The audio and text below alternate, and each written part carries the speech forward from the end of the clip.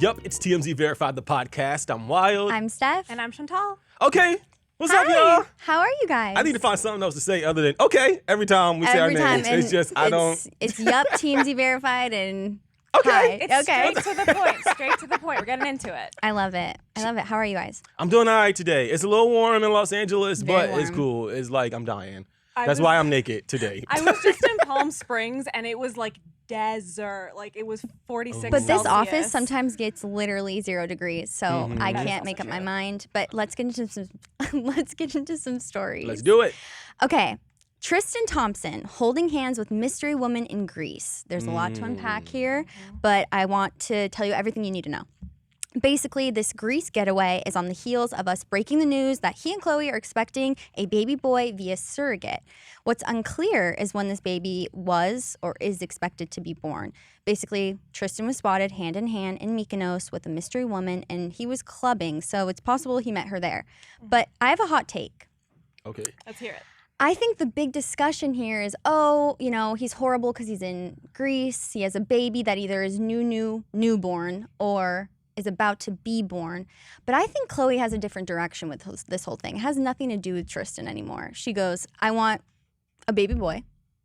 Tristan's the best option at this point. I'm famous. I already have a kid with him. They clearly are not together, so he's free to do whatever. Who knows what she's doing? Maybe she's got someone that I think she is focused on kids being close in age, wants the kids to be genetically linked, and she wants a baby boy with or without him. And maybe he's a really good dad, but not a good BF. That's my hot take. Okay. Chantal? I definitely, I agree with that, in that she has said that she wanted a second kid and she wanted True to have a sibling. And I think at this point, after years of Tristan doing what he's done to her and to their family, she understands the kind of person he is, but she does want a baby. So she has the means to be a single mom. It's not like she needs him to but I guess the emotional presence of the second parent is a different debate, but I do agree with your Right, take. which we all know is like, oh, that's not great. But then she knows what to expect at this See, point. I feel like we think that because we're like rational thinking people. Okay. No.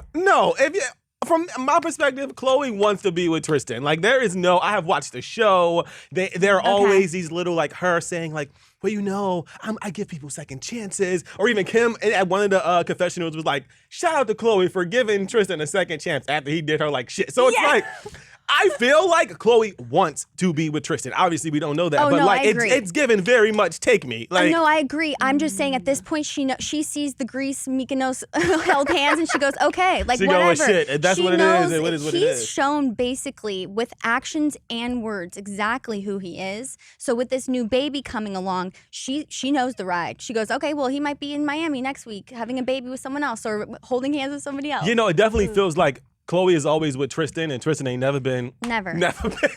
But I really think like the whole narrative is like, oh my gosh, like he's not in town with the newborn or not in town when the baby's supposed to coming. Are we shocked? Well, I mean, like you said earlier, I mean, we don't know when the baby's coming or if We the don't baby's even know. here. We don't like, know. We don't know really a lot of anything, but If the baby regardless, is here, they not to like if.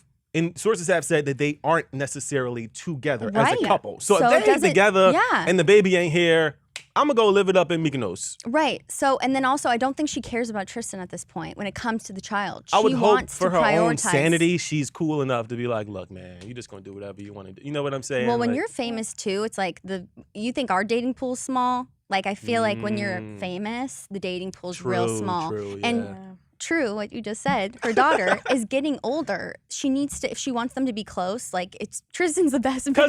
Because most people do that. Even like us Right, regular folks, right. they'll be like, all right, well, damn, I want another baby. Like, Well, and I don't have already got a baby by children. you. Like, it just kind of makes sense. Right, to but have wouldn't you? It's more convenient and better, probably for the child to have. I don't know. Yeah, no, I agree with that sentiment. Like, yeah, hell yeah. Like, let me just have two babies by this one John, Right. and then I don't gotta have no more babies. You know what I mean? And it's like, even if Khloe dates outside of that, she doesn't Right. need more babies. 'cause Right, she and already got she's two. perfectly, like Chantal said, she can do this on her. Who says True, he needs to be true. in town Right. for this baby to be born? She's like, I got Yeah. this, and clearly you've shown your true colors. Right. I feel like their house is big enough that they can co-parent Oh, from yeah. and not ever see each other. Yeah. Just be like, Daddy's on the West Wing, Nah, like I run hear over. that. Yeah. All right, Chantal, what you got? Kylie Jenner is on the receiving end of a little bit of backlash again, and this time she's being called a climate criminal. What? Why? What the hell is that? So she posted a photo of her and Travis Scott snuggling in front of their private jets over the weekend with the caption, let me read it out, "Wanna take mine or yours?" And That's kind of a flex, though. that's the thing. This flex was not well received for two reasons. One, there's a climate crisis, the planet is dying, and private jets are notorious for their astronomical carbon footprint and like their emissions. Right.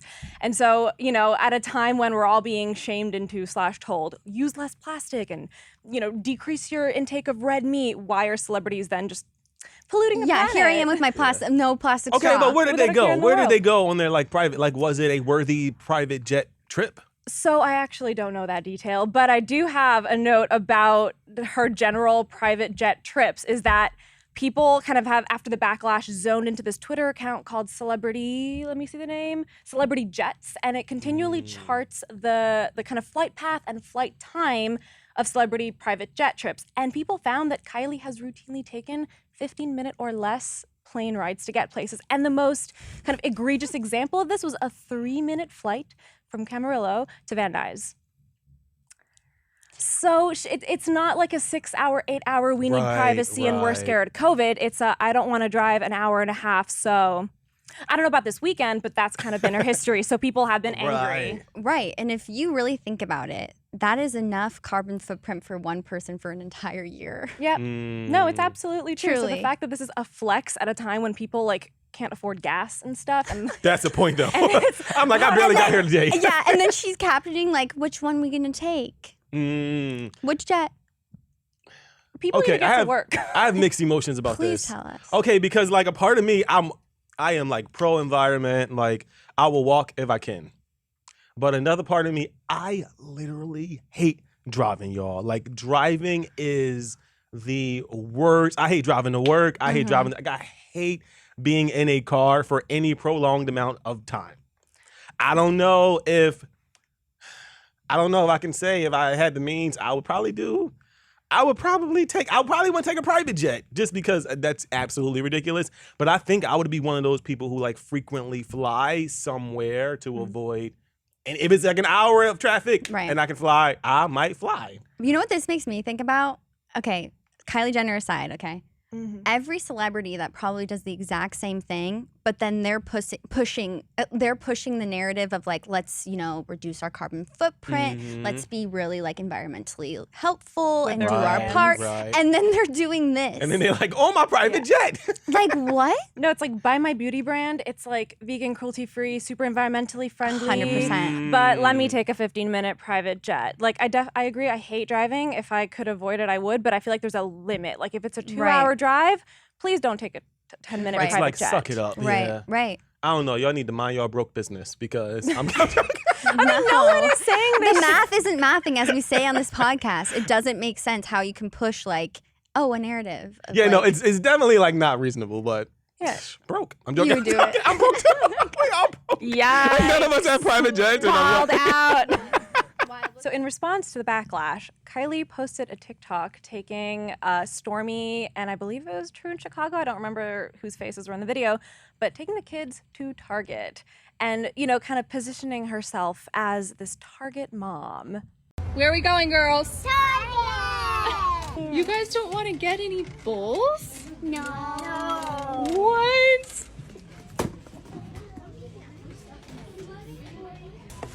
This is you. No, she did not say, oh, look at me and my kids. We're people too. And then they like go to Target. These kids are like, I've never been in here. These kids are like, what, mommy, are we walking? Like, Well, they were excited to get the toys, and it is nice to see that they maintain this sense of like childlike wonder in their home. But at the same time, it was like, you do not post two private jets. also, Kylie, we be on your head all the time. I love you, Kylie, but if Kylie was at Target this is often, not we it. know that Kylie was at Target. I love you, Kylie, but this is just. I mean, no. She would have been better if she pulled the kids in a wagon to Target. Oh my God. Or come on camera and be like, listen, I'm famous and I got a jet. Like, I'm going to take it wherever I want. Let's do a giveaway. One of you gets to go with me. That's what I think it should be. This person is entering the competition. You know what I if mean? that Like, that's a good response. Not Right, going to yeah. Target. Like, Because now don't we're challenge. all going to be in the comments like, what Like, are you girl. doing? You know what I mean? Yeah. I think in an episode of The Kardashians, her and Kris Jenner had gone shopping at a supermarket and treated it like this big day out. And like, I remember that episode. It was Yeah. cringy as Well, it just shows It how was so bad though, but it was so forced that it was like, oh my God, is this where you get milk? Like it was just very like. And if that is their reality, like that, then they're let that very be your reality, yeah. Because But- let me tell you, I would love to be rich. But so it just, shows how disconnected they are from the regular, you know, Mhm. taking a private jet, not going to the supermarket, not Right, going to right. Target. That whole car thing. wash is the other one where they're like, this is a magical Oh, experience. Oh, and then Kendall doesn't know how to cut a cucumber. Yeah, Oh, like these are fundamental like things. I feel like. you go being a human. Like No, it's but I just- do think it's like, you know, she probably has chefs who cut for her, and these people probably have people who go grocery shopping. It's interesting. It's very interesting, and it's very telling of their lifestyle. Yeah, for sure. For They sure. could definitely, they can afford it. No one's like, at least I'm not hating on them for being able to afford that lifestyle, but like at the same time, don't try past this narrative of like, oh, but like we're all just like you. Like, That's right, the thing. that's the Just thing. Yeah, human. like just stand in that shit. 'cause- Yeah, I'm fine with who you guys are. Like, Mm-hmm. it's just, it is what it is. But like, apologize with like a giveaway. Like, really, you got the means. No, for real. Don't You're like, go to drop a lip Target. kiss. It's So yeah, like- don't go to Target. Like, we know you don't shop there. Like, Right, no. the odds are slim. That's all I'm saying.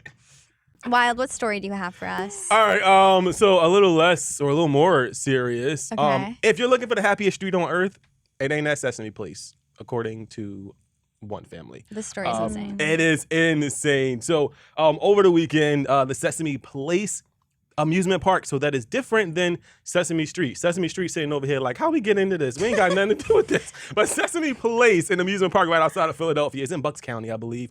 A woman took her 2 children there, and they posted a video online. And in the video posted by the woman, her name is Jody Brown, the character, Rosita, I believe is the Sesame Street character's name, appears to engage with other children along the parade route, but skip over her 2 children, which happen to be 2 black girls. The video was posted online. It has solicited responses from everybody. I mean, Kelly Rowland was talking about it. Tamika Mallory was on TMZ Live recently talking about just like the importance of having these types of conversations that may or not look like really shitty situations. But Sesame Street has since come out and they've apologized twice. So their first apology was like, very general. We absolutely apologize. These things aren't, tolerated here. I'm paraphrasing, of course. And then they issued a second apology. The second apology says, in part, we sincerely apologize to the family for their experience at our park on Sunday. And then they go on to say that they will conduct training for their employees so that they better understand, recognize, and deliver an inclusive, equitable, and entertaining experience to their guests. Seems kind of like they're, trying to, Like every apology. just calm people's frustrations. But then shit went crazy because almost immediately after this story went viral, y'all, other people that have been to Yep. that same Sesame Place started posting videos of their experiences at Sesame Place. And some of these are like kind of crazy. So guys, look, check these videos out if you're listening on like podcast audio. TMZ Podcast Network on YouTube. You can actually watch this video version of this podcast, but we're showing the video right now. It is insane. And it does kind of appear that this Rosita character is like known for this. like swerving on all the little black kids. And then there is another video of the Bert character, Bert and Ernie. He appears, y'all, I'm like, This one shook me. he like basically like slap a kid. So like rude. appearingly though. Like I don't know if it was a slap or not, but he appears to seemingly like walk by and like just casually my God. slap the little black kid in the face. And First of all, disgusting. And then if this wasn't captured on video, would we ever True. know about this? no. No. probably would, but we probably wouldn't be. It would Well, be not like to the one of same like your extent. friends. Not Right, we yeah. wouldn't know. We wouldn't, Like, yep, unless uh-huh. they literally like you know what I mean? Yeah, no, it's a very sad thing. No, it's such a serious. If we really think about it, these kids are going to get good experience with their families. Like, it's literally the most happy place other than like Disneyland, right? Imagine how freaking traumatizing it is for those kids, and they're like, Rosita! And Right, like I'm Rosita- talking being little. And Rosita like, fuck out of here. slaps you in your not face. you. No, Could it's you- true. Like, It seems like this wonderful, one of your first experiences. And in the video, they look so incredibly happy to So be there. excited. It's like running so over. sad. No, it Yeah. boils It's my truly blood. disgusting. It actually makes me unwell, like thinking about it. You no, know, for real. It's really fucked up. If these was my kids, I would have lit that place up. It would have went from Sesame Street to Sesame Block. They would have been like, what in the North Philly is? Because also, I I have been to this exact Sesame Place location, That's y'all, what I was gonna ask multiple times. I am from Philly, and let me just say, one is a little ghetto. Like this, Okay. the Sesame Place theme park itself. I've never been to any other Sesame Place theme park, but I will say it is a very lively Sesame Place theme park. So there is always a lot going on, and I will say I have seen some kids at this Sesame Place acting the goddamn fool. But the bottom line here is these videos are just excited. the kids in these videos are just regardless of excited, but that. also the bottom line here is, and I think that one of the things that the parents are pointing out is that, like, if you guys have a rule, or maybe the characters can't hug kids or touch certain Right. kids or do certain things, those things need to be kind of standardized across the board, because what we saw, or what it appeared to look like in the video, discrimination. exactly, like it's not even ridiculous. it's not even a conversation. And So picture I being think- young where you don't understand Right. that kind of stuff, and then you're at this Sesame Place, which is exactly like Disneyland or like another cute, you're excited. They were so excited in these videos, if you guys watch, to meet these characters, just like as you guys were when you were a kid. Like, and then they slap him in the face. Right. So it's like, if the Sesame characters are like told to not engage too much with the kids, That's then one don't thing. engage with any kid. At all, Like, if you're going to yeah. slap my child, slap everybody. Everybody gets a turn. Or just don't talk to Like, any you kids. don't- Like, yeah. Don't slap the kids. yeah, like, no, we're not. joking. Don't. No, we're joking. condoning We're that. joking. We're joking. We're joking. But again, like, make shit standardized across the board, No, because at agreed. that point, it's not fair. And I'm glad it was on film. Yep. Everyone take their camera everywhere. So on this week's episode, we talked to Tana Mongeau, and this was just such a fun interview for me specifically, because I've been obsessed not obsessed, but like I've been a fan for years. Like Yes. I really stan her. I really think she's come a long way. She really was describing every single thing that she's been through, since her whole social media career journey. And it was just interesting to see her talk straight to us. And you guys, if you listen, will get to hear everything Yes. that she's gone through in detail and her opinions on it. Yeah, and we yelled at her ass for us having to chase her down, because we have been on this Tana train since launch. Like, we love some Tana, so we were really I love her. excited. Mm-hmm. Welcome back to TMZ Verified. I'm Steph. I'm wild. I'm Jacob. And I'm Tana Mongeau. Tana Mongeau, you know her as the social media personality, YouTuber sensation, and the girl who's unapologetically herself always. Well, thank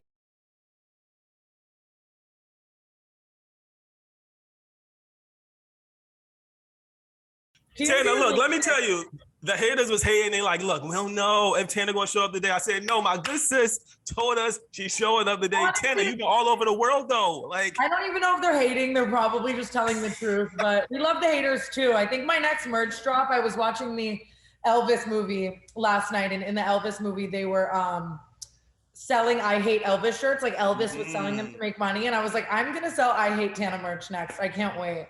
I'm Well, excited. so haters. what's up with that? Because you have a podcast too called like Canceled, right? Like it's No, I all about the haven't. self-deprecating stuff.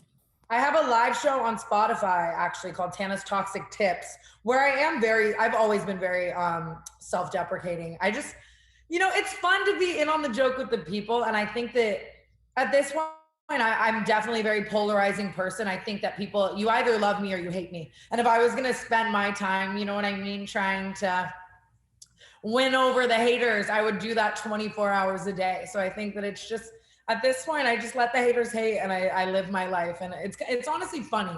Like, there's the occasional comment where I'm like, ouch, that one hurt. But like, for the most part, it's the same shit and it's funny. Okay, well now that I got my bad research out of the way, let me hit you with my good research.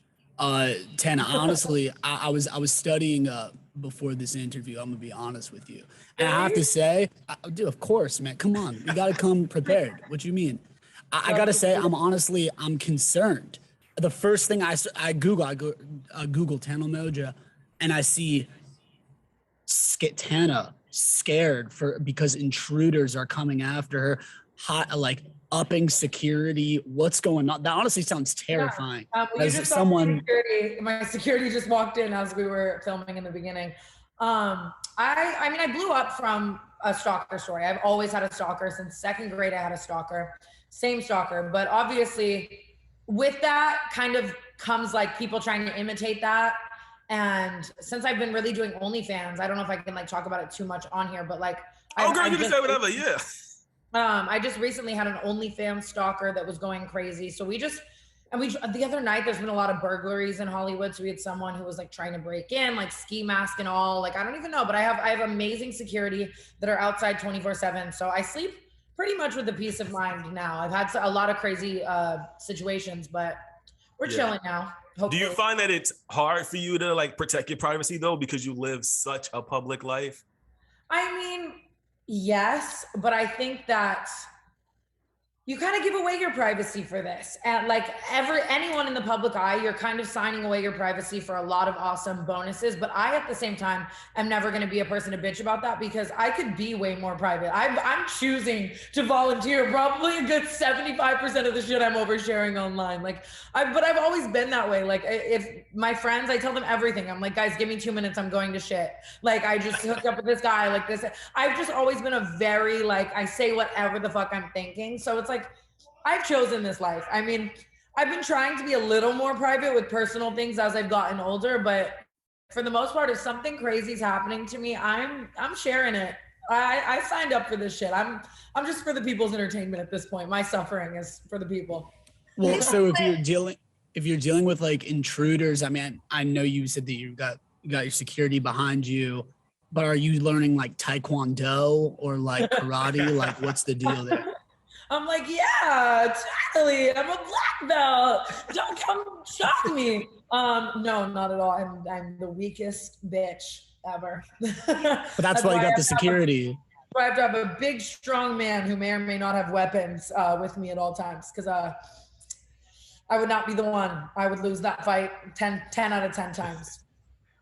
I think one of the things that makes you the most likable, especially for me, because I'm a fan. So I think you are so relatable and you really treat your fans like your friends. Would you say when you're making like content, especially like about stalkers and things that happen to you on the daily, are you talking to it as like, okay, I got to make content? Or these things that are just like happening constantly that you're like, I'm going to update everybody, kind of like a friend? No, I think when I think I have to make content, I'm thinking like brand deals or things that I'm working on, like work deadlines. That's when I'm really thinking like, oh, I have to make content. Or like for Disney, my brand, I'll be like, okay, I need to make this much content for Disney this week. Like, you know what I mean?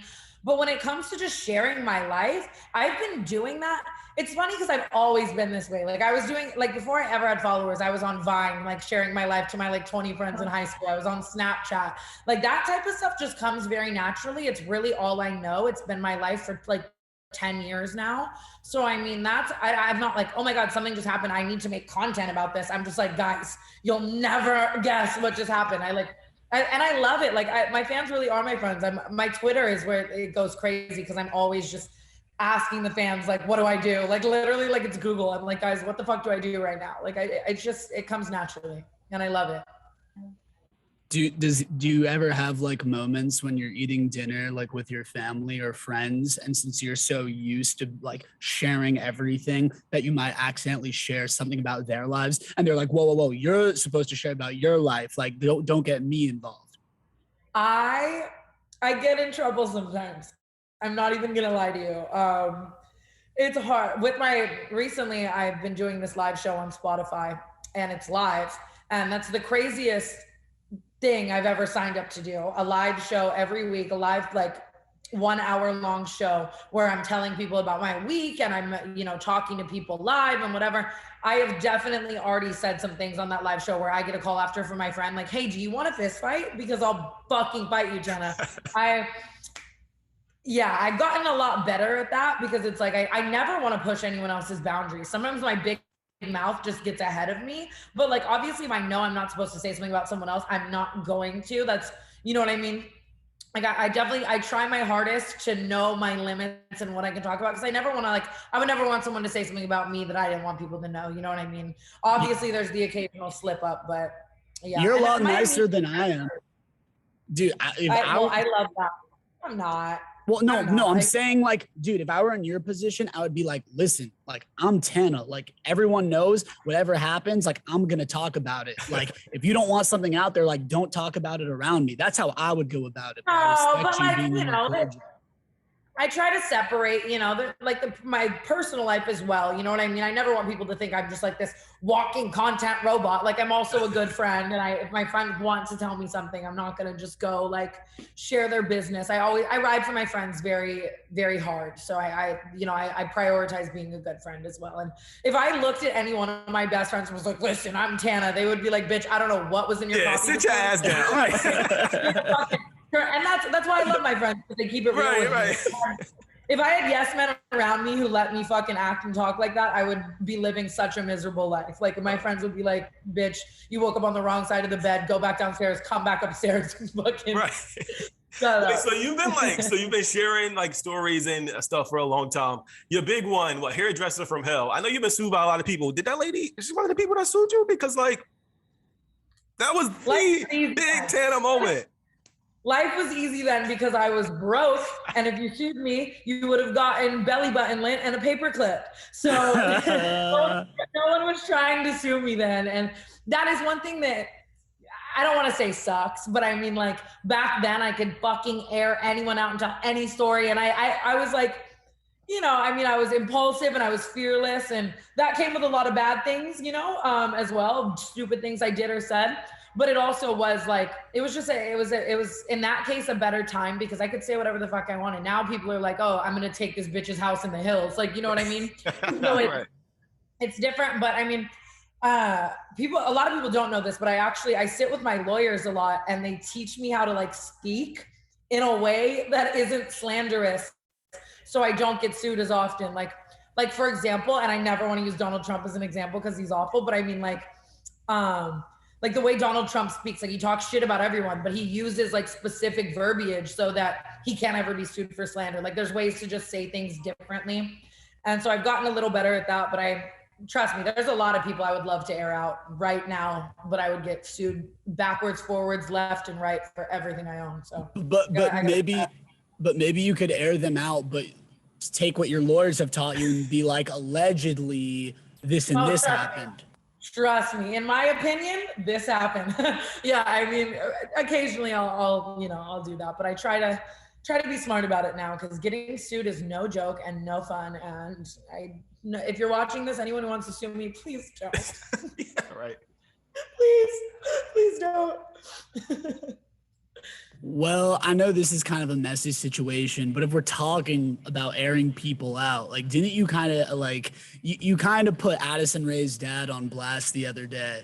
And I'm just curious, like, since that incident happened, like, have you talked to Addison? Like, I know it's sensitive, but like. I mean, no, and I love Addison. Like, I have no bad blood with her. And her mom, Sherry, like, she's just a cutie little like sweetie. She's like doing her mainstream shit now. She was like, fuck this influencer world.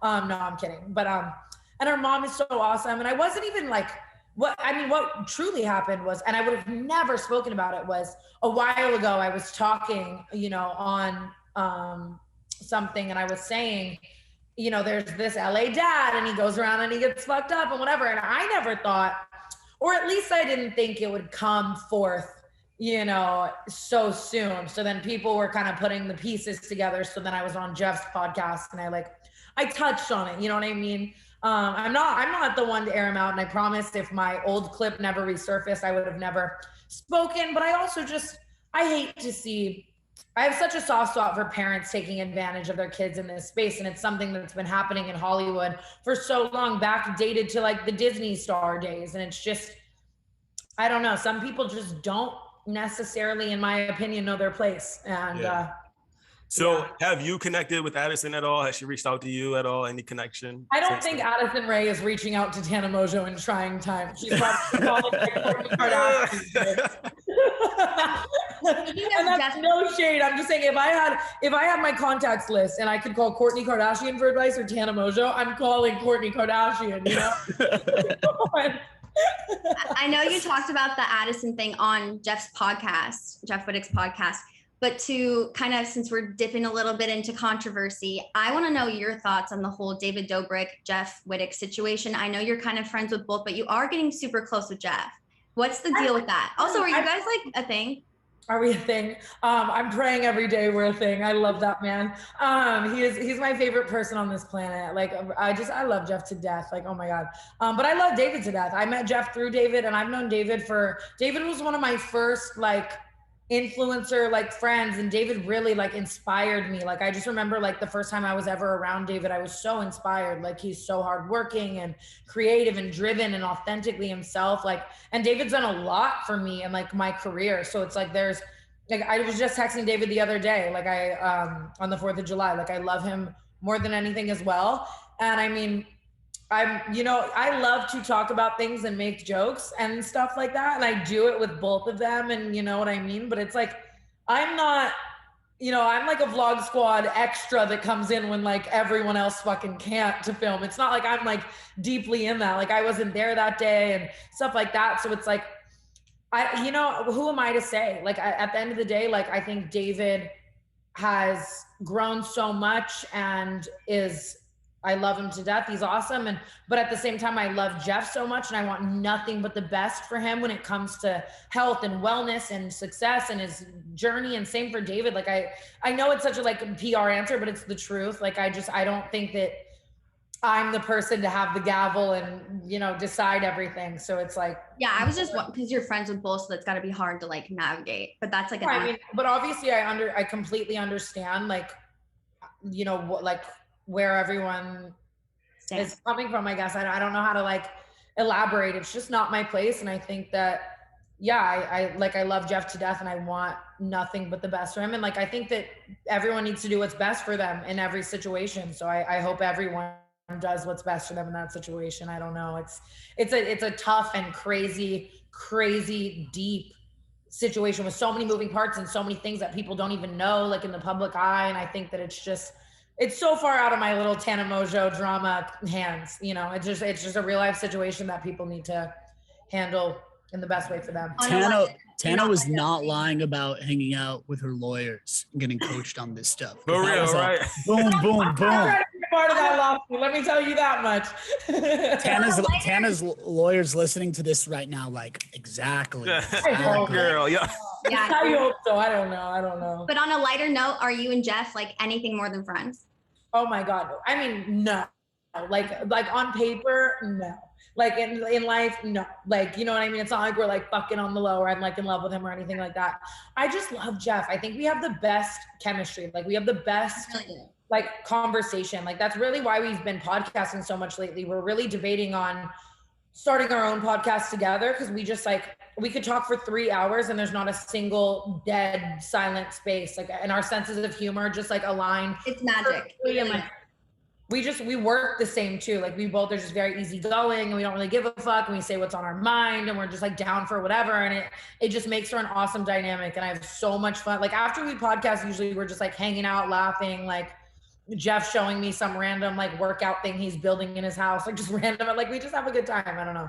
That literally sounds like dating someone though, right? Like it's not like we do anything, but he's just like so perfect and like we just get along so well and like get lost in each other's eyes. I could say that about 8 different men right now. I could give you that like awesome spiel about 8 different men. Okay, so then if it's not Jeff, then who are you dating? Who are you? But that's also everybody's dream man. Keep that in mind. You know what I mean? Like I'm on a waiting list at this point. We are come on. We are truly just friends, but again, same sense of humor. We love to play into like and fuck with the people. And that's always been our friendship. Like he would text me before we would ever do stuff online and I'd be like, hey, big cock daddy, like, what are you doing? Like, it's just like how we talk. Back to Jacob's question. If not Jeff, then who you spending your time with, Tana? I'm really not. I'm spending my time with myself for the most part. You know, there's the sneaky links now and again. And I love to hit up an ex boo thing and hang out. But I mean, I've just really been working on so many things that I don't really have the time. And like, I've just been trying to work out, be so healthy, live my life, be a little housewife, cook my meals, like live and breathe. I don't know. I was liking a boy for a second and I had to look in the mirror and I was like, bitch, get your fucking shit together. You can't be doing this right now. You can do this when you're a billionaire. I I don't know. There's nobody, there's nothing crazy happening. Okay, The man watching this is like, no, Yeah, I definitely probably just hurt like 3 men's feelings by saying that, but it's the truth. Well, I like how you said, I'm working on myself right now. So then if I'm ever in the mood, then I just hit up an ex-boo thing. So does that kind of come just out of convenience? Because it's like, all right, I know what I'm getting here. I don't need to do the whole first date thing. It's just like, dick. I'm not just hitting someone up for dick. There are people that I like to, you can like to spend time with someone and have fun and laugh and like watch a movie or, like, oh my God, like all my friends are going to dinner. Come, let's hang out. But also kind of know, I'm a very transparent person. If I really like someone, I will tell them I really like you and I'm not trying to get played and I want to date you and whatever. Last time I did that, I got played though. So I'm back now. But you know what I mean? I just try to keep it transparent and things can be chill. You know what I mean? I hate the like friends with benefits type of terms, but what about best friends with benefits? So what is Tana's rule on exes though? Like, are you cool with your exes? Are you like, fuck my exes? Like, what's your rule? I don't think I have a rule. I'm pretty, for me, I'm never usually the one with the animosity for the most part. Like if we break up and you want to be cool, I'm down to be cool. Especially because LA is like, I could go to the club tonight and probably see like 2 of my exes. Like it's just the circles run very small. So I don't really enjoy animosity or, you know what I mean? Like I always want to be cool, but I definitely have some exes that they're not down for that. So it just depends on the person. Is Jake Paul one of these exes that you're not on speaking terms with? Or are you guys on speaking terms? I mean, I would say like we would talk if there was something to talk about, but no, like, you know what I mean? There's nothing, we don't talk, like, you know what I mean? Like, but not in a, like, I have no animosity. I would like to think and hope he has no animosity from the last like times we've spoken, but he's in like a full relationship and I want like the best for him and just to like live his life and be happy and box and be in Puerto Rico and live. Like, what am I going to text him about? You know what I mean? No, I know. But like, if you saw, like if me and you were at coffee, I'd be like, oh my gosh. Okay. So I know the wedding technically was, kind of a shame, like not real, but was the relationship and your feelings for each other real? And I know he's with someone else, you've completely moved on, but were the feelings with Jake Paul real? I would never speak for him, and I don't even know what he would say at this point of life. I mean, I really cared about him, and he was like my favorite person, and we were best friends. Like beyond anything, we were just really, really like so close. Like he was like the closest person to me for a very long time and taught me so much. And you know what I mean? I really like loved and cared about him, and I like would have done anything for him for sure. But I mean, that also was a very long time ago, and that's not like what I'm even focused on or thinking about like now, But in a world, I'm asking you a really philosophical question right now, Tana. In a world in LA full of all these fake people, like you had a connection with Jake, right? And I mean, is it kind of a bummer now that like you were so close to someone and you don't even really talk anymore? Like, where do you find yourself? It's like, damn, like, did a good one go? Or like, this is just part of my journey? I think I definitely think about it more as a part of my journey because you can't like fight for something if it's not meant to be happening. Sometimes things are eras of your life. You know what I mean?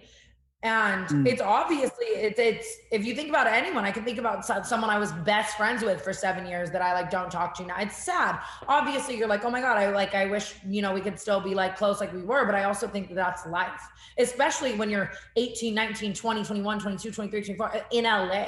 Like, you know what I mean? It's like things come and go and things are eras of your life are meant to teach you things. And I think the worst thing you can do for yourself almost is hold on to a chapter or an era of your life that is closed. Like the best thing you can do is take everything from that and move on to the next era. I think that people often really, set themselves back from living in the present by holding on to an era or a chapter of their life that's closed. Do you think there are too many people who are like 25, 26, or let's just say, young, and are with people that they don't really like that much because they just feel like, well, I need a boyfriend right now. I need a girlfriend right now. They've been with someone for too long. Like, what advice would you give people like that? And have you ever been in that spot yourself? It's very easy to fall in the patterns of comfortability. I think that if you know you vibe with someone and it's easy, that's so much easier than going out and, you know, like looking for something else and whatever. But I think life is short and also about doing what makes you happy. I mean, I'm not one to give relationship advice. Let's be real. I'm a crazy girl, but I think at the end of the day, just do what makes you happy. And if something is holding you back from your dreams or your life or being your full potential or whatever, I mean, maybe it's not it. I mean, it's just a hard situation, I think. I don't, it's different for every person. I mean, but I try to not be too comfortable, because it's like being too comfortable often keeps you stagnant. So I was thinking about just your relationships. I feel like my question, is it hard to kind of be like one of the like queen bees in the influencer space in regards to like just building and maintaining your relationships with other influencers? Like, do people just be hating to be hating, or is it like an actual environment where you can like build solid friendships? you could definitely, I mean, thank you for calling me a queen, first of all. When I think queen, I think like Charlie D'Amelio. I think like for the people. But for me, no, because I mean, what you see is kind of what you get with me. So in person as well, like in LA, I've built very strong friendships with other influencers as long as but it's not based on clout. It's not based on, you know, obviously I love a mutual decision if we get along to stir up drama online and stuff, but friendship wise, like you have to just be real and I have to like you and get along with you. And I mean, when I find that other influencers are fake or shitty people, I'm definitely the type to just distance myself. And it's, you know, it's not that it's beef. It's just like the people I get close with in this space. I don't care if you have 10 million followers or 1,000 followers. If I like you and I think you're a real person, then let's vibe. Well, you've kind of been in this game for a while, and now there's like this whole new wave of stars coming in from TikTok. Is there anyone who you've spot out and been like, hey, you know, I'm going to teach you the ropes. I'm going to take you under my wing. Like, you got a lot to learn.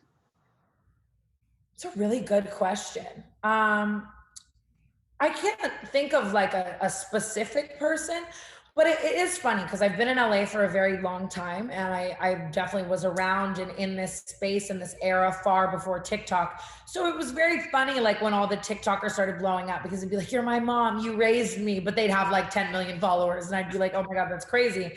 I mean, I just try to look out. Like I'm just always there. I do definitely like, a lot of my TikTok friends and friends who haven't been in this space long enough will reach out to me and ask me for advice, or like, what do I do here? What do I do in this situation? How do I deal with this? How do I, and I'm always there to just give, I guess. It's not like I'm like Gandhi with this like book of fucking, you know, but like, you know, I've been in this space for a long time, and I'm always, for my friends who haven't, and the younger kids and the younger generation, I'm always there to give my advice and let them know, like, you know, like, I was just talking to one of my TikTok friends, and he was like tripping over these comments. He was like, oh my God, everyone's saying I look bad in this and I'm this and this and this. And I was like, listen to me, like you're a star and you have these followers because these people are interested in you and your life for who you are. And, you know, don't let that go, and be indifferent of the opinions of you, because right now, while someone's telling you that you're awful and ugly and you should kill yourself, someone else is telling you that you're perfect and you're Jesus and you should run for president.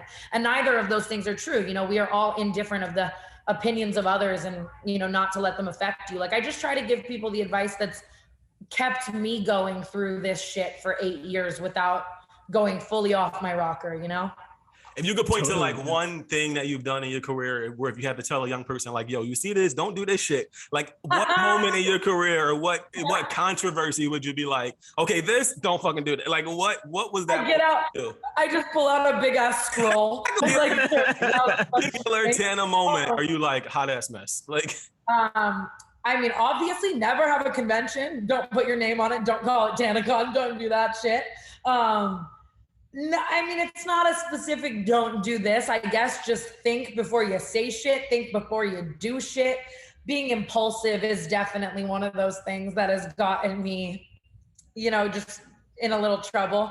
But no, I mean, I feel like people now kind of treat me like I like know what's good, but I'm still just Tana who's winging it. I'm just winging it a little slower, at a slower pace. I think people really turn to you though, because I'm being serious. When you started, I'm talking literally your first like big video, Bleach and Tone. Like I was there for that, and at that time it was only beauty gurus and like fake, not that influencers aren't fake now, but it was way more curated, if that makes sense. And you were the one. Kind of the start of like it was kind of the start of the like raw, unfiltered era. Correct. Like, you know, yeah. And I grew up, and I mean, I was very inspired by Shane Dawson for that, though. I will say that. I won't say I'm like the person who spearheaded the raw, unfiltered era by any means. Right. But I mean, I grew up watching like all the OG beauty gurus and shit, and curated content. And I don't. Wild knows I'm like so excited right now that you mentioned Shane Dawson, because I do have a question about that. When that whole TanaCon went down, obviously, like we won't rehash the PTSD of the whole thing. Oh, we can't. I've talked about it. I've talked about it so much, you know. Tana's like, I'm numb. She's like, yeah. As she sips from the solo cup. Yeah. What did you? Why is my coffee in a red Solo cup? So rapid.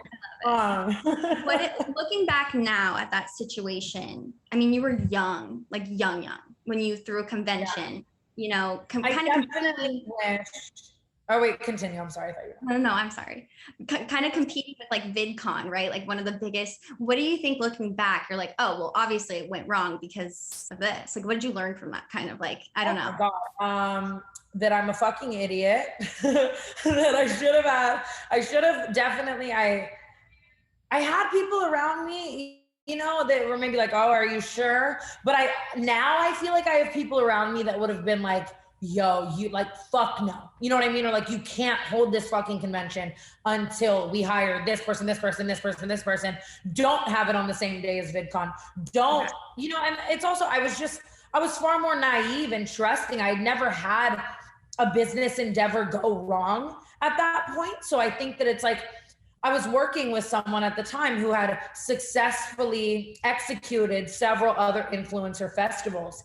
And so, I mean, at a far smaller capacity, but nonetheless, I'd watched this man who was running TanaCon successfully execute so many other festivals. So I think that it was kind of like, I was just young. I was like, fuck yeah, we're doing it. Let's go. I trust you. And it's like, I mean, I'm grateful that TanaCon made me.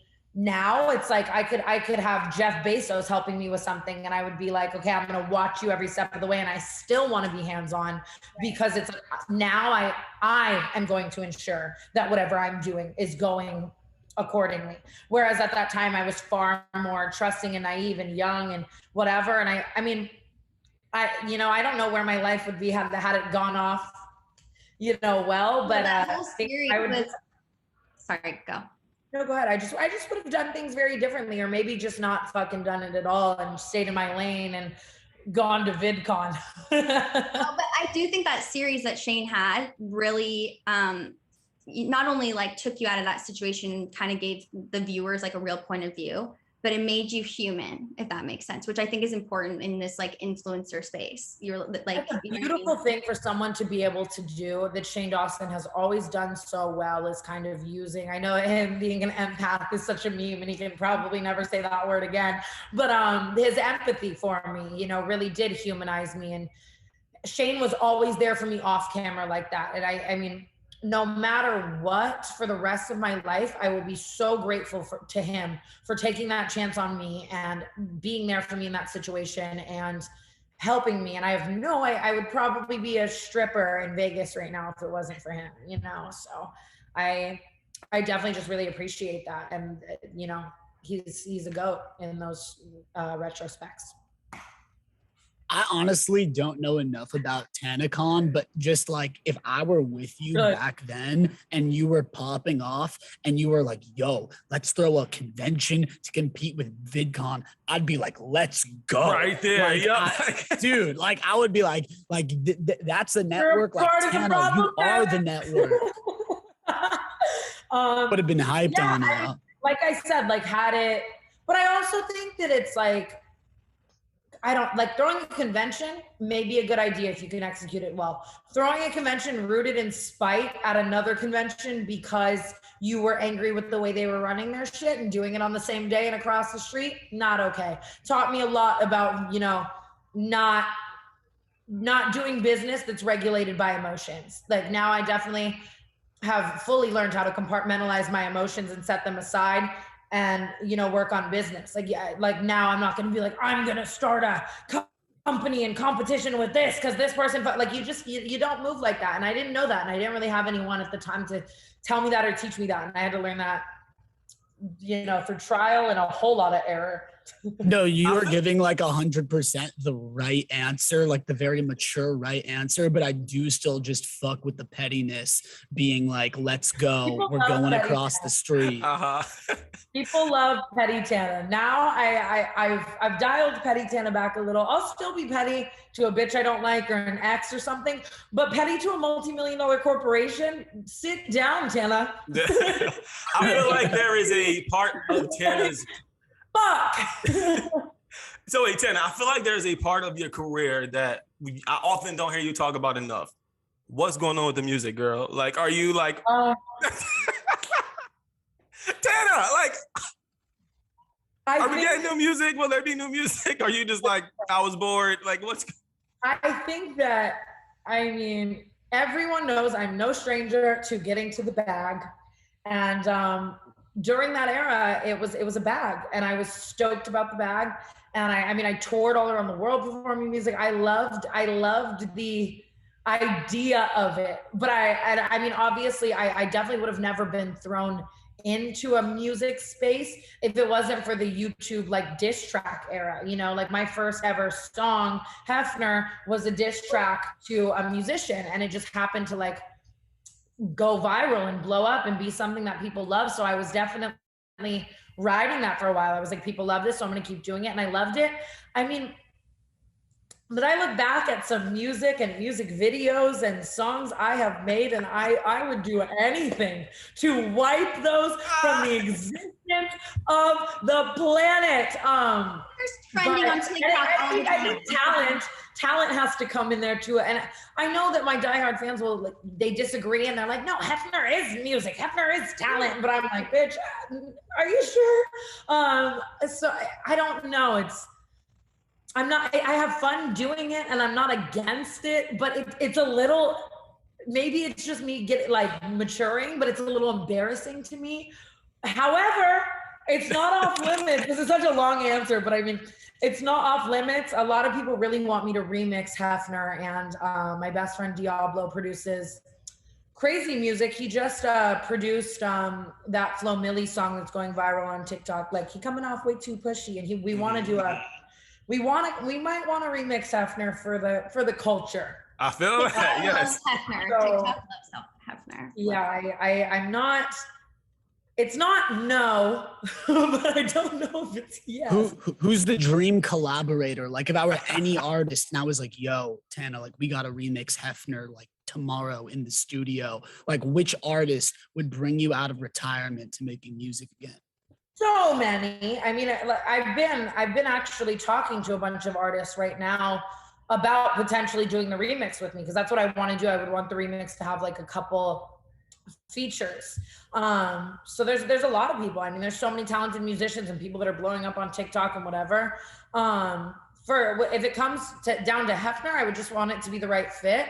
I definitely would want an artist who's down for like the joke of it all and to really get into it and stuff like that. So I've been talking to some people, and I don't know. Like I said, it's not no, but I'm not like Hefner drops August 10th. Like, we're in the space right now where we're, if we can make it right and we can make it work, and I feel like it will do it justice. It's definitely one of those things that I'm doing for the fans. Like, the fans fucking want it, so maybe I'll do it. That's kind of where I'm at. Why is there no Tana reality show? Great question. I had a reality show on MTV for 2 seasons called Tana Turns 21, and I loved it. I loved doing it for a long time, and it was very fun, but I will never forget the way I felt when I finished. I felt like I was a shell of myself. It's probably, and it's nothing to do with MTV. It was probably just one of my lower points of life, because it just like, having a camera on you from the moment you wake up until the moment you go to sleep, and then you're shooting for 18 hours a day, and then you go to bed for 6 hours and you do it all over again. You're shitting with a mic on. You don't have a single second. You don't have a single second of your own life. And we were just talking about privacy, you know what I mean? And like I said, I'm pretty good with putting it all out there, but there is a different level of no privacy when it comes to that. So after that, I definitely was like, okay, I'm not going to do this for a while. Got a lot of therapy, figured out how to balance it. And now I would do it again. I would do, maybe not in the same way at all, you know? My friends and I have shot some sizzle reels that we might eventually one day pitch and get back into that space. And I was lucky enough to work with Jeff Jenkins, who produced all like 17 seasons of the Kardashians and Life of Kylie and The Simple Life. And he's done every reality show I've ever watched or looked up to. And he kind of showed me that the way I shot previous things isn't the only way. So I think that if I were to find a way that, you know, wasn't so grueling and made me want to just like die, I would do it again. So it's definitely not no. We were actually, my friends and I were just talking about it today. So I love YouTubers too, who like do their own little, like, I would also be down to like fund it myself and hire a bunch of people and put it all on my YouTube channel. I think people would love that. I obviously watched it, loved it, but I understand, like, I'm not a person on the script, like going through that, you know? But my question to you is, you went a little bit into like the family life on there that a lot of people don't get to see from you. As a fan myself, like that's kind of like a taboo subject. How has being, I mean, you are famous, you know, like really, and you've made such a name for yourself and you're super successful. How has that affected your family life? Drama aside. There's a lot of things that I really wish I could talk about, but for reasons beyond me, I can't. Which sucks. I am not good at not being able to talk about things, especially when it comes to my lawyers calling me and being like, you can't talk about this or this. There's just a lot of things that have happened that I can't talk about yet. And people know about it kind of. I've been in some crazy situations when it comes to the court and not being able to talk about things related to the way I grew up. What I can say is, since I was like 12 or 13 years old, Amari, my best friend, a lot of people may or may not know him. He was on the reality show with me. He lives with me now. He lives right there down those stairs. And his family like basically adopted me when I was like 13, not legally on paper, but since I can really remember, I was going there for dinner. I was going there for breakfast. I was going there after school. I was sleeping there, you know, 4 weeknights a week until obviously eventually I dropped out. I started doing this shit and whatever. But even just the past like 6 years, every Christmas, every Thanksgiving, you know, if I want to call my mom, like they fully adopted me. You know, Amari's parents are my parents and I love them so, so, so much. Like on Father's Day, I called Amari's dad. On Mother's Day, I'm calling Amari's mom. I've just, you know, the family I was born into, I don't speak to. I'm literally, I'm an adopted queen, but it's also the best thing that ever happened to me. I can't even lie. Like Amari's brother and his sister, I grew up an only child and so lonely and whatever. And now it's like I have siblings and I get to spoil them on Christmas and yell at them when they're being dumb. And like, I love my adopted life. It's everything I ever wanted, you know, like a mom who you come home and she cooks your meals and does your laundry and gives you a hug. And, you know, if I'm beefing with someone, she's cussing them out. Like they're the best. How do you think that impacted how you navigate as an adult? Like without getting into the specifics of your childhood, but just like how has that impacted you, if at all? It's definitely impacted me because it's, you know, I guess a lot of like, trauma, like I've had to get a lot of therapy. You know, being born maybe into a life where you're, you know, confused, you're unsure about love and stuff like that, obviously affects you and your relationships. And ever since I can remember, you know, I remember being like 8 and 9 and 10 and my personal thoughts were like, no, I have to take care of myself or no one will.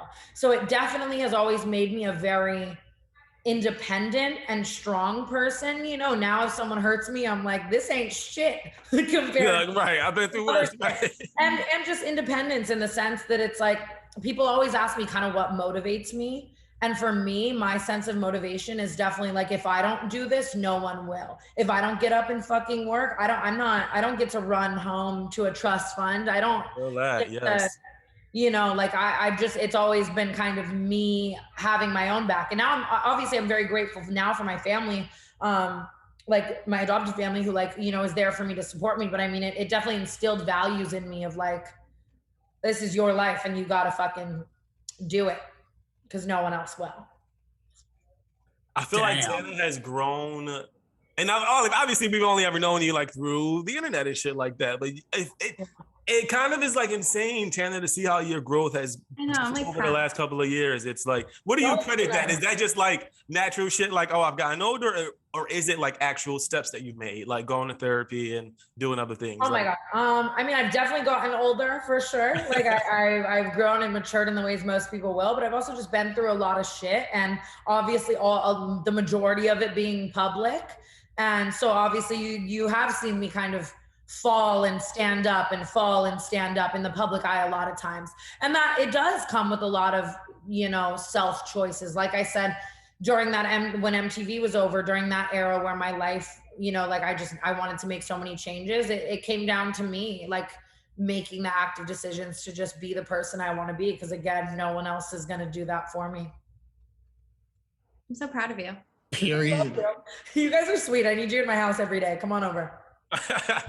No, I mean, we try. No, I think it was one of those things where we were talking about like, okay, how do we navigate the Tana interview? You know what I'm saying? Because I think one of the things that we try to do here is like, we know you're like this polarizing fucking figure, but it's like, how do we figure out who Tana is as a person? Right. Do you think that's hard for you to even like express because you have just such this like crazy ass outgoing personality? You think people always kind of want you to come in hot? Like, I think it's funny because my interviews always go one of two ways, always. Like, and I talk about this a lot with my team. It's either like someone wants me to sit down and tell you every influencer and celebrity I've slept with and how much my OnlyFans makes and expose 6 people and talk about the craziest Hollywood party I've been to this week. And, you know, like, what's Paris Hilton like? It's like that. Or it's like, tell us about your trauma and your childhood and your deepest.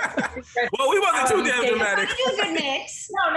No, I'm kidding. Obviously, I'm dramatic as fuck, but I'm saying my interviews are always like we get into a very deep talk about the dark shit and all the shit people don't really see, or if they just want crazy fun Tana. And I'm, like I said, I'm easygoing and outgoing, so I just go with the flow. Whatever the fuck people want to talk about in an interview, I'm an open book for the most part, unless I'm gonna get sued.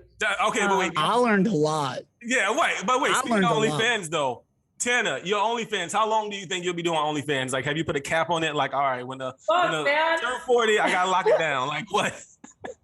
I actually, can I be honest with you? I never think about that, and people really don't ask that a lot. I mean, it's hard to turn down the check. Like, if the people want it, who says I won't be 40 on OnlyFans? Who says I won't be?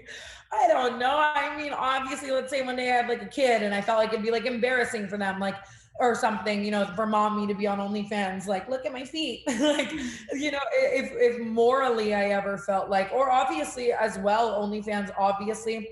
I like OnlyFans so much because it's so transparent in the sense that people are always, celebrities and influencers are always doing shit online for the money. And you don't know what someone's doing for the money or for what they're genuinely about. But with OnlyFans, it's like, you know, people are doing that for the money.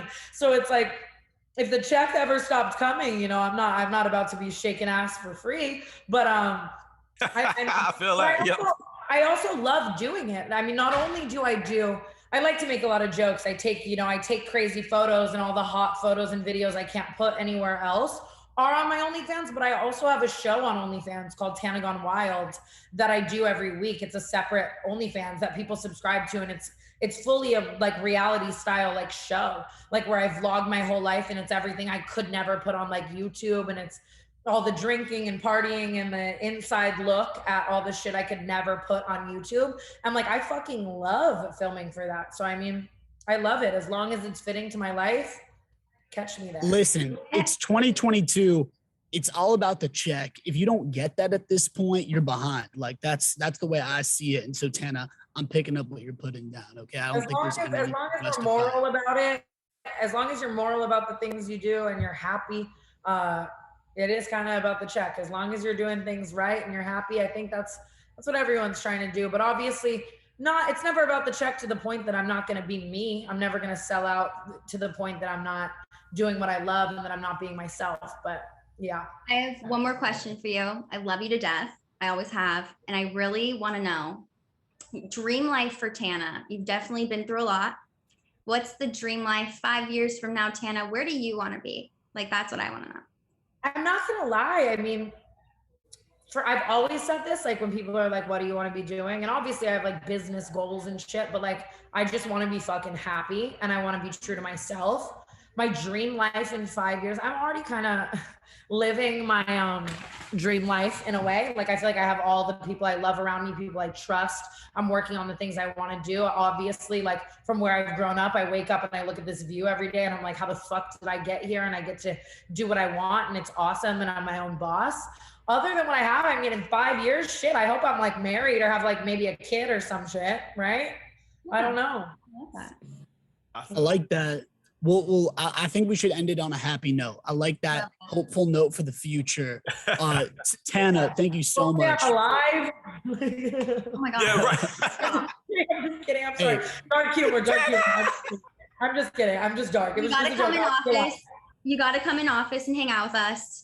And I was so jealous watching Harry Jowsey with the camera, clout farming, doing the whole thing. I want to come into TMZ bad. I'll never forget the first time I was on TMZ on the TV. I was like freaking the fuck out, like watching it on like channel fucking whatever it's on. And I was like, oh my, like TMZ is just iconic. You guys are iconic. Channel fucking whatever it's on. Tana, thanks for joining us, girl. We appreciate it. Thank you guys so much for having me and taking the time. You guys are all sweethearts. I need you in my life every day. All right. Thanks, Tana. Thank you guys. Drink Dizzy.